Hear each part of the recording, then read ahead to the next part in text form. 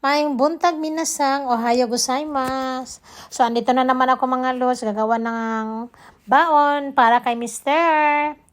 Pwede na itong gayahin mga lods at saka pwede ito sa mga junakis ninyo, healthy pa, masarap na. O, diba?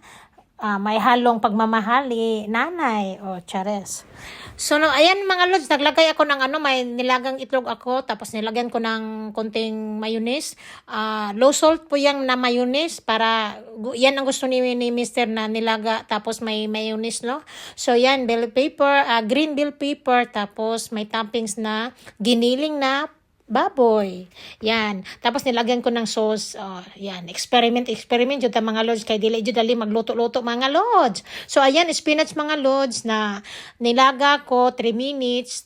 Tapos nilagyan ko ng black pepper tsaka soy sauce, konti lang na soy sauce. Tapos yan,